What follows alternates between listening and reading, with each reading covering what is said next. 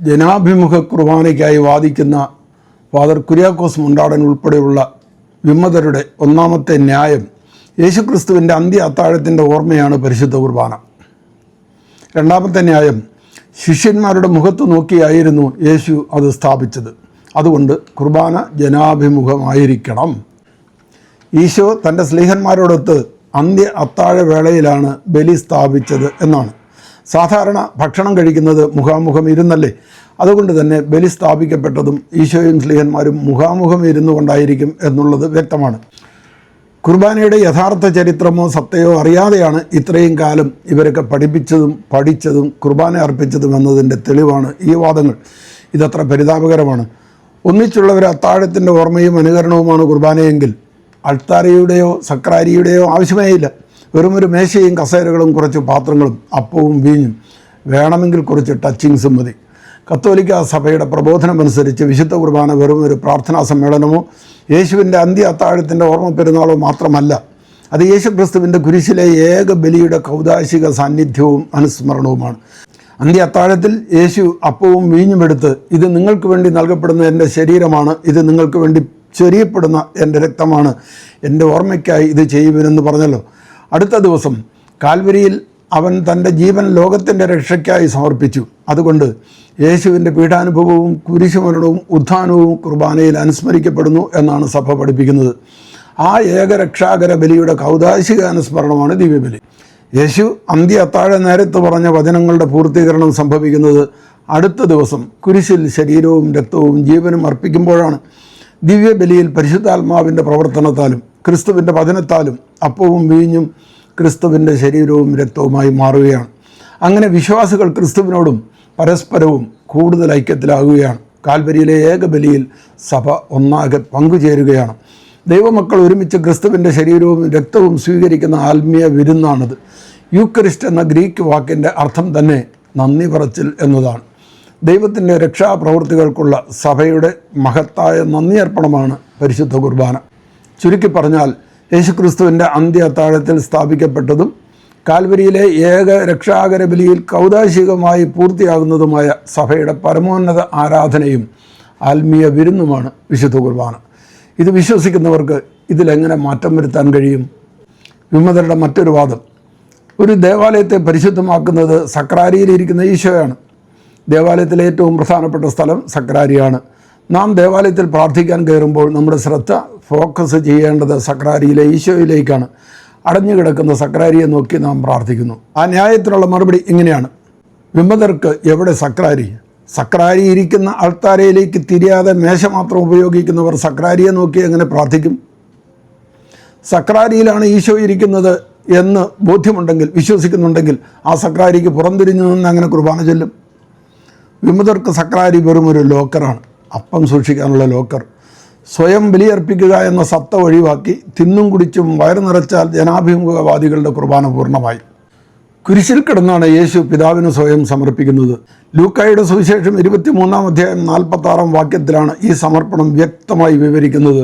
യേശു ഉച്ചത്തിൽ നിലവിളിച്ച് പറഞ്ഞു, പിതാവേ, അങ്ങയുടെ കരങ്ങളിൽ എൻ്റെ ആത്മാവിനെ ഞാൻ സമർപ്പിക്കുന്നു. ഇത് പറഞ്ഞ് അവൻ ജീവൻ വെടിഞ്ഞു. ഇതാണ് യേശുവിൻ്റെ ബലിയുടെ സമർപ്പണം പൂർണ്ണമാകുന്ന നിമിഷം. മറ്റ് സുവിശേഷകരും യേശുവിൻ്റെ ഈ അവസാന നിമിഷത്തെക്കുറിച്ച് രേഖപ്പെടുത്തിയിട്ടുണ്ട്. യോഹന്നാൻ 19:30 യേശു വിനാഗിരി കുടിച്ചതിന് ശേഷം പറഞ്ഞു, എല്ലാം പൂർത്തിയായിരിക്കുന്നു. അവൻ തലകുനിച്ച് ആത്മാവിനെ സമർപ്പിച്ചു. എന്താണ് എല്ലാം പൂർത്തിയായിരിക്കുന്നു എന്ന് പറയുമ്പോൾ ഉദ്ദേശിക്കുന്നത്? സ്വയം ബലിയർപ്പിക്കുക എന്ന തൻ്റെ ദൗത്യം പൂർത്തിയായിരിക്കുന്നു എന്നാണല്ലോ അതിൻ്റെ സൂചന. മത്തായി 27:50 യേശു വീണ്ടും ഉച്ചത്തിൽ നിലവിളിച്ച് ആത്മാവിനെ വെടിഞ്ഞു. മർക്കോസ് 15:37 പറയുന്നു, യേശു ഉച്ചത്തിൽ നിലവിളിച്ച് ജീവൻ വെടിഞ്ഞു. അങ്ങനെ യേശു മനുഷ്യരക്ഷയ്ക്ക് വേണ്ടി ജീവൻ സമർപ്പിച്ചതുകൊണ്ടാണ്, ബലിയർപ്പിച്ചതുകൊണ്ടാണ് നാം ദിവ്യബലി എന്ന് പറയുന്നത്. സെഹിയോൻ മാളികയിലെ ഊട്ടുബലി എന്നോ അത്താഴ നേർച്ചയെന്നോ അല്ല, കാൽവരി മലയിലെ യാഗബലി എന്നാണ് കുർബാനയെ വിശേഷിപ്പിക്കുന്നത്. അവൻ നമ്മെ സ്നേഹിക്കുകയും നമുക്ക് വേണ്ടി സ്വയം സമർപ്പിക്കുകയും ചെയ്തു. അത് ദൈവത്തിന് സുഗന്ധമുള്ള ബലിയും കാഴ്ചയുമായിരുന്നു. പൗലോസ്ലീഹ എഫെസോസിന് എഴുതുന്നതാണ് 5-ാം അധ്യായം 2-ാം വാക്യം. അതിനാൽ മനുഷ്യരുടെ രക്ഷയ്ക്കായി യേശു പിതാവായ ദൈവത്തിന് കുരിശിൽ സ്വയം സമർപ്പിച്ച ഈ ആത്മസമർപ്പണവും ബലിയും തന്നെയാണ് ദിവ്യബലി എന്നാണ് സഭ പഠിപ്പിക്കുന്നത്. അന്ത്യ അത്താഴവും കുരിശിലെ ബലിയും ഉയിർപ്പും തമ്മിൽ അഭേദ്യമായി ബന്ധിപ്പിക്കുന്ന ദൈവ രഹസ്യമാണത് എന്നാണ് സഭ പഠിപ്പിക്കുന്നത്. ആദിമ ക്രൈസ്തവർ അപ്പസ്തോലന്മാരുടെ നേതൃത്വത്തിൽ അപ്പം മുറിക്കൽ എന്ന പേരിൽ കുർബാന ആഘോഷിച്ചു. പിന്നീട് വിവിധ ദേശങ്ങളിലെ സഭകൾ തങ്ങളുടെ പാരമ്പര്യമനുസരിച്ച് വ്യത്യസ്ത കുർബാനക്രമങ്ങൾ വികസിപ്പിച്ചു. സീറോ മലബാർ സഭയിൽ വിശുദ്ധ കുർബാനയുടെ വേരുകൾ കിഴക്കൻ സുറിയാനി പാരമ്പര്യത്തിലാണ്. പ്രധാനമായും തോമസ് ലീഹ ഇന്ത്യയിൽ സ്ഥാപിച്ച വിശ്വാസ സമൂഹത്തിൻ്റെ പാരമ്പര്യവും തുടർച്ചയുമാണ് ഇന്ന് ലോകമെമ്പാടുമുള്ള സീറോ മലബാർ കത്തോലിക്കർ ആഘോഷിക്കുന്ന വിശുദ്ധ കുർബാന. സഭയുടെ ചുരുക്ക പഠനം ഇതാണ്: വിശുദ്ധ കുർബാന അന്ത്യ അത്താഴത്തിൽ സ്ഥാപിക്കപ്പെട്ടതും കാൽവരിയിലെ ക്രിസ്തുവിൻ്റെ ഏകബലിയെ എല്ലാ കാലങ്ങളിലും സാന്നിധ്യമാക്കുന്നതുമായ സഭയുടെ പരമോന്നത ആരാധനയാണ് കുർബാന. സീറോ മലബാർ സഭയുടെ പാരമ്പര്യത്തെയും പൈതൃകത്തെയും വിലമതിക്കാതെ, സഭയെ അനുസരിക്കാതെ, പരിശുദ്ധ സിംഹാസനത്തിൽ നിന്നുള്ള നിർദ്ദേശങ്ങളെപ്പോലും ധിക്കരിച്ച് ജനങ്ങളെ നോക്കി സീറോ മലബാർ സഭയിൽ കുർബാന ചൊല്ലുന്ന രീതി തികച്ചും തെറ്റാണ്. പൗരസ്ത്യ സഭയായ സീറോ മലബാർ സഭയുടെ പരിശുദ്ധ കുർബാന അർപ്പണത്തിൽ വേണ്ടത് അന്ധമായ പാശ്ചാത്യ പ്രോട്ടസ്റ്റൻ്റ് അനുകരണമല്ല. സഭയിൽ ഭിന്നിപ്പുണ്ടാക്കി പൗരസ്ത്യ സുറിയാനി സഭയായ സീറോ മലബാർ സഭയുടെ ആരാധനാ പാരമ്പര്യത്തെയും പൈതൃകത്തെയും നശിപ്പിച്ച് സഭയെ ഭിന്നിപ്പിക്കാനുള്ള നിഗൂഢ ശക്തികളുടെ സാന്നിധ്യമാണ് വിമതരിൽ നാം കാണുന്നത്. തെറ്റിദ്ധാരണകൾ ഉണ്ടാക്കുന്ന അബദ്ധജടിലമായ പല പ്രചാരണങ്ങളും ജനങ്ങളെ നോക്കി കുർബാന ചൊല്ലുന്നതിനെ ന്യായീകരിച്ചും ഇത്തരക്കാരുടെ ഭാഗത്തു നിന്നും നിരന്തരം ഉണ്ടാകുന്നു. ഈ ഒരു അവസ്ഥയിൽ ആശയക്കുഴപ്പം ഉണ്ടാകാതിരിക്കാനും സഭയുടെ വിശുദ്ധ പാരമ്പര്യത്തിൽ ഈ വിഷയം എങ്ങനെയായിരുന്നു എന്നും വിശുദ്ധരും സഭാപിതാക്കന്മാരും ഇതിനോട് എങ്ങനെ പ്രതികരിച്ചു എന്നും വിശ്വാസികൾ അറിയേണ്ടതുണ്ട്. വൈദികൻ ജനങ്ങളെയും ജനങ്ങൾ വൈദികനെയും ആരാധിക്കാനാണോ ജനാഭിമുഖം? വൈദികൻ്റെ മുഖത്ത് നോക്കേണ്ടി വരുന്നതിനാൽ പലപ്പോഴും വൈദികൻ്റെ മുഖഭാവം അനുസരിച്ചാവും കുർബാനയിൽ പങ്കെടുക്കുന്ന ജനങ്ങളുടെയും മുഖഭാവം. ആരാധനാ സമൂഹം ഒരു വൃത്തത്തിനുള്ളിൽ അടയ്ക്കപ്പെടുന്നു എന്നതാണ് ഇതിലെ അപകടം എന്ന് അഭിപ്രായപ്പെട്ടത് ആരാധനക്രമ പണ്ഡിതനായ ബെനഡിക്റ്റ് മാർപ്പാപ്പയാണ്. ദൈവത്തിലേക്ക് നമ്മെ നയിച്ചു കൊണ്ടുപോകേണ്ട ആത്മീയ നേതാവ് എന്ന നിലയ്ക്ക് പുരോഹിതൻ നയിക്കേണ്ട ദിക്കിലേക്കല്ലേ നാമും തിരിഞ്ഞു നിൽക്കേണ്ടത്? അത് മദ്ബഹായിലേക്ക് തന്നെയല്ലേ?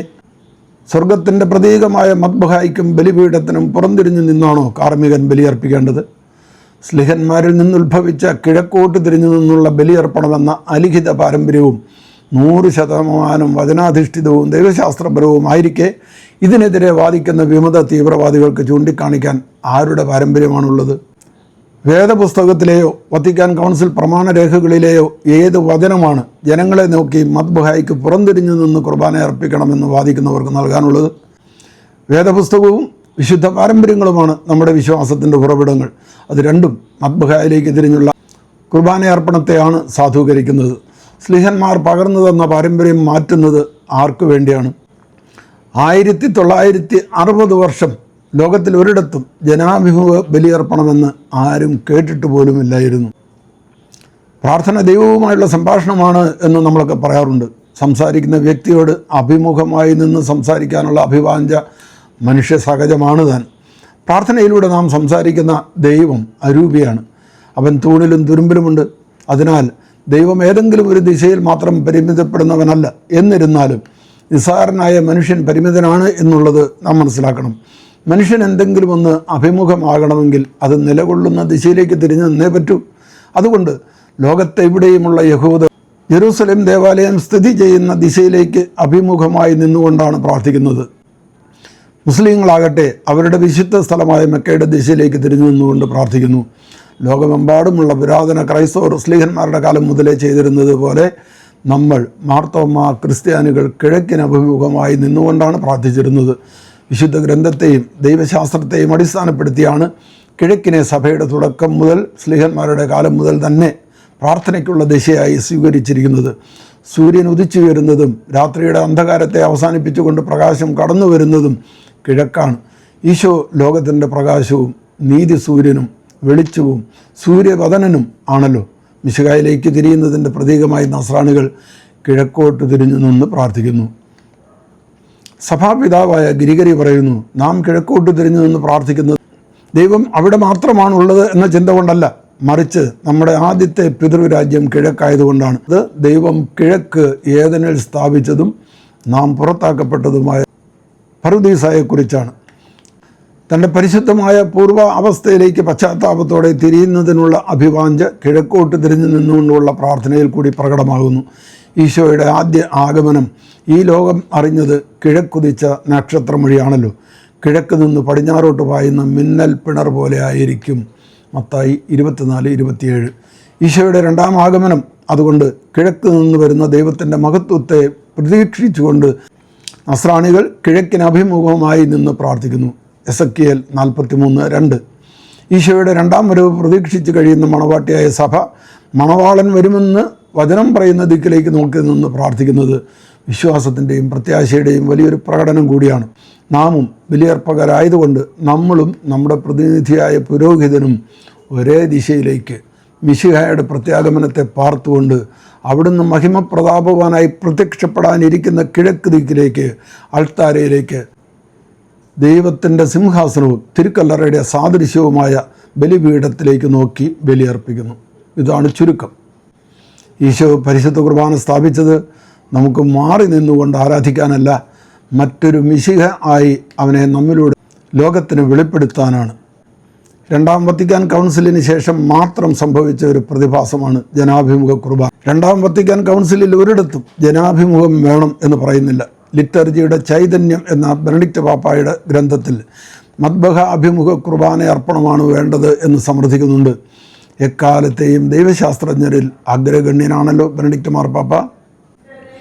അതുകൊണ്ട് വിമതാശയ തീവ്രവാദവും ഭിന്നതകളും ഉപേക്ഷിച്ച് എറണാകുളത്തും ചങ്ങനാശ്ശേരിയിലും തൃശ്ശൂരും പാലായിലും ചിക്കാഗോയിലും നസ്രാണി സഭയുടെ എല്ലാ മക്കളും ഒരേ സ്വരത്തിൽ ഒരേ മനസ്സോടെ നസ്രാണി സഭയുടെ യഥാർത്ഥ ആത്മീയതയ്ക്കും പാരമ്പര്യത്തിനും പൈതൃകത്തിനും വിശ്വാസത്തിനും ചേർന്ന വിധം വർത്തിച്ചുകൊണ്ട് അവസാനം ഒരുമയുള്ള ഒരു കുടുംബത്തിലെ അംഗങ്ങൾ എന്ന പോലെ പരസ്പരം സ്നേഹിക്കുന്ന, സഹായിക്കുന്ന യഥാർത്ഥ നസ്രാണി മക്കളായി തീർന്ന് സ്വർഗോന്മുഖ തീർത്ഥാടനം സഭയോട് ചേർന്ന് നടത്തുന്ന സുദിനം സ്വപ്നം കണ്ടുകൊണ്ട് നമുക്ക് പ്രാർത്ഥിക്കാം.